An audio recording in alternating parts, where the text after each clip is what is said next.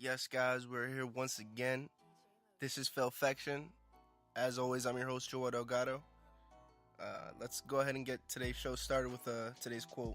Now, today's quote comes from a Brazilian lyricist and novelist best known for his work writing The Alchemist.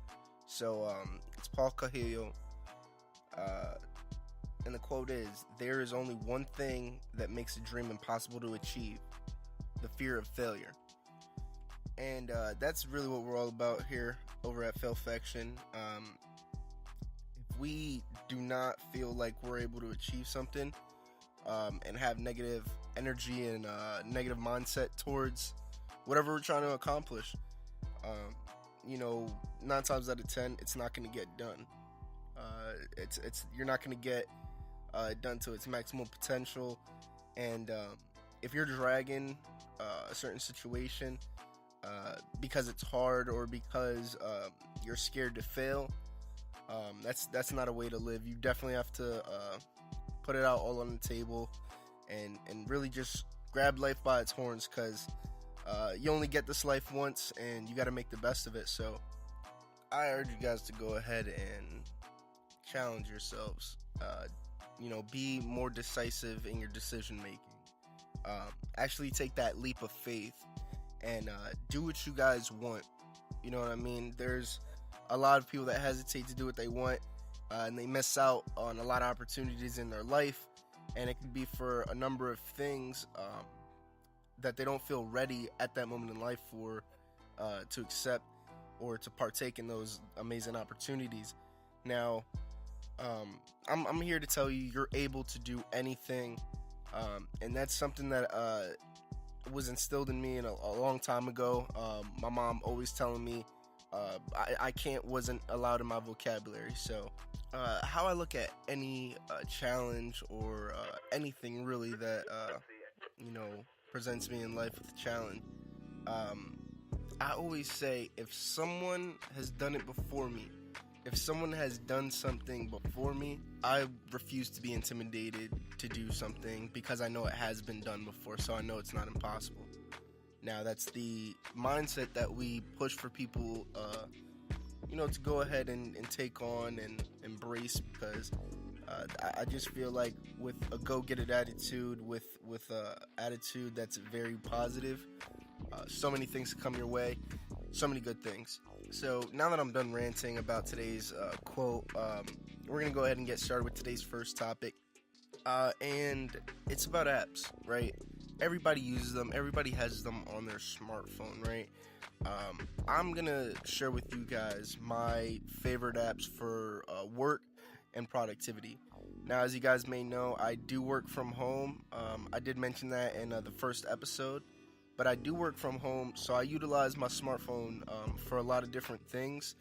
There's days where I actually won't be on my computer or be on my, my laptop workspace, because I am getting a lot of the work done on my phone, and I feel like it's not necessary for me to have to be uncomfortable and sit at a computer. Right? I could be in the comfort of my own couch, getting a lot of work done, actually, and it's really cool to see that apps kind of shape that way of work, or way of productivity, in the 21st century. It's crazy, because I'm able to do what I'm able to do on a computer, something that was unheard of, 10, 15 years ago, to actually be able to use a phone, a handheld device, to get work done on a pretty large scale. So now I'm going to throw a couple of my other, favorite apps in here, but one of the first apps that I do use for a lot of these podcasts, and then as well as any kind of cover art, any kind of posts on Instagram, anything like that, anything of that nature, I use Spark Post, and that's by Adobe. Spark Post actually is a really cool app. It has all of the the resolutions. So they have all the resolutions for all social media platforms. If you want to post a YouTube banner, if you want to post a picture on Instagram, they have them scaled so they will look the best in their respective avenues, wherever they're gonna go, wherever you're gonna post your content. Now, it just kind of gives a little bit more of a professional look, a little bit more premium look for free, because Spark Post is a free app. And once again, it's by Adobe, and they make really good stuff by Adobe. I do have Adobe Photoshop on my computer, and I do utilize that as well. But Spark Post is a different change of pace, and it's real easy to get on Spark Post and edit a quick picture, throw it up on social media, all from the comfort of your couch, all from the comfort of your, thumbs, your digits. So that's Spark Post. Now, moving on, once again, Upwork, that's the app that I use. It's just kind of an extension of the website, so it pretty much does everything the website, but it allows me to contact my boss in a instant messaging style. So it's really cool to actually have that on your phone, and I'm not always having to go to my computer every time my boss sends a message to me, or every time we have to have a discussion or something online. So I'm able to do that from my phone. It feels like I'm texting him, so it's cool in that respect. And that's Upwork. That's Upwork's app. Once again, it's just an extension of their website, so nothing special there, but it is something that I do use for work. Moving on, YouTube. YouTube is amazing. It's such an amazing platform. And to touch on what I was saying in episode 1, you're able to learn anything off of YouTube. You're able to learn an entire trade off of YouTube. And it's insane that a lot of this stuff is there for free, but it's very accessible. So I'm in college right now for computer science, and I kind of got a little head start on college because I was actually on YouTube looking up how to be a programmer, looking up videos on how to code using Python, things of that nature. And you're able to go on YouTube completely free of cost and check those videos out, learn a thing or two, and use that in the real world, apply that, and that's amazing. So take advantage of that and try to capitalize off of it, really, because you're able to learn almost anything. And just a couple of things that I've learned that I'm actually able to make money from, or help someone out, help one of my friends out editing something. I'm actually very well versed in how to use Logic Pro, so music production and music engineering. So I'm kind of dabbling with that, and I know how to do that solely based off of YouTube. And I also edit pictures sometimes, using Photoshop. And that's something that I've learned, and I feel like I've gotten really good at, because you do just keep adding on. Like, once you learn something, you just keep adding on and adding on. You start discovering more things and more things that people might not necessarily show you in those YouTube videos. But it's cool to see that progression, that level of skill building with things that you had no idea how to use months prior. So definitely check it out. Definitely check YouTube out. It'll definitely benefit you sometime down the line, and you'll definitely be grateful that you do know something new that most people don't, because they refuse to sit on YouTube and learn about something. So at least you got that one up, right? Now this next topic is based on this article called The American Dream, found on newamerica.org, and it pretty much is talking about how each generation views the American dream as of today. Now, we're looking at 5 generations, and they were saying that there was 1,600 people involved in this study. And pretty much, it's exactly what you would think. They were asked a bunch of questions, and they all answered, and, they got their totals down, and they have a nice bar graph if you guys want to check it out. But there was a couple of things that were pretty interesting to me, and I do want to shed some light because I do have some experience with some of these things. Now, one of the questions that they had asked were, is it easier to find a job without a college degree? Is it easier to find a high-paying job without a college degree? Now, I know of a lot, but you do have to go through a couple of steps to get there. Now I know the government is a good way to just go ahead and step your foot into a good paying job, really without having to go to college.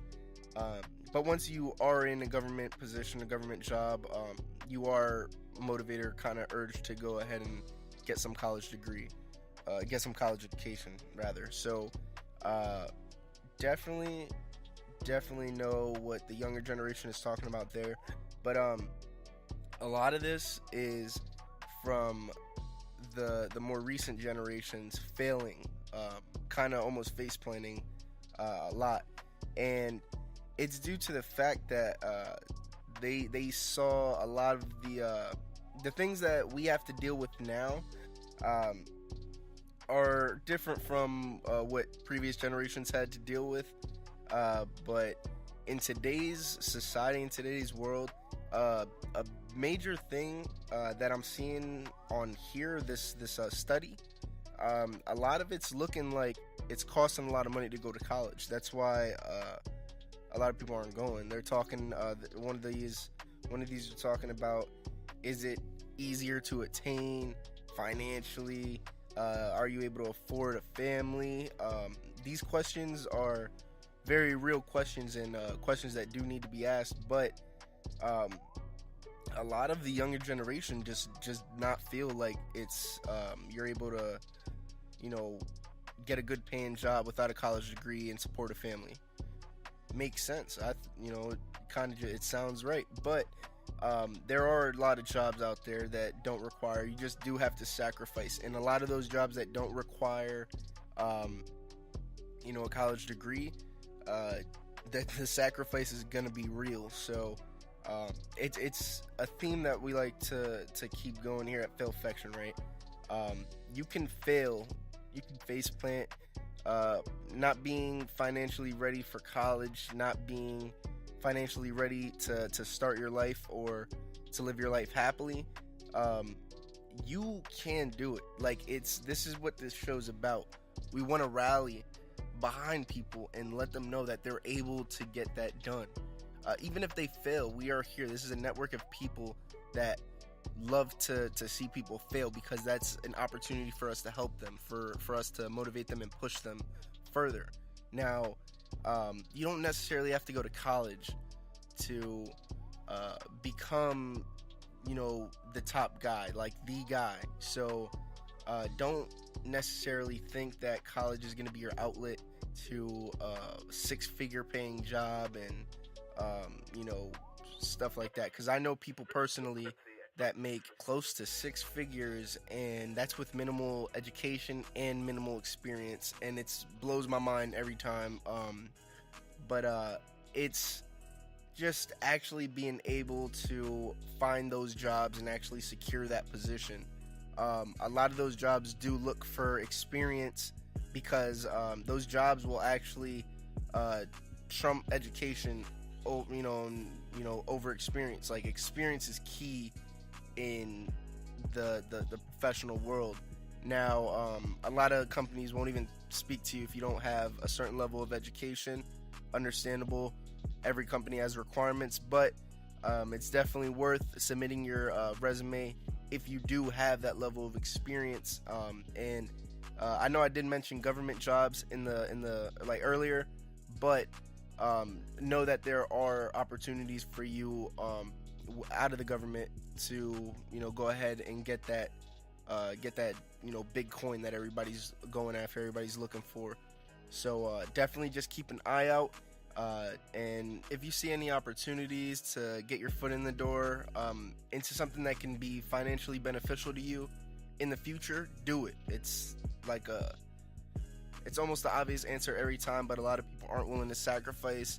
I know people that still live back home in my hometown that are just scared to take that leap of faith, scared to leave their family, scared to just the fear of the unknown. And that's something that you guys got to break. My grandfather, for the longest time, always told me something, and it was, don't ever be too comfortable. If you're too comfortable and you're not 60 plus, you're way too comfortable. You're not supposed to be that comfortable at your age. You're not supposed to be that content. You're always supposed to strive for more. And My grandfather is a very smart guy.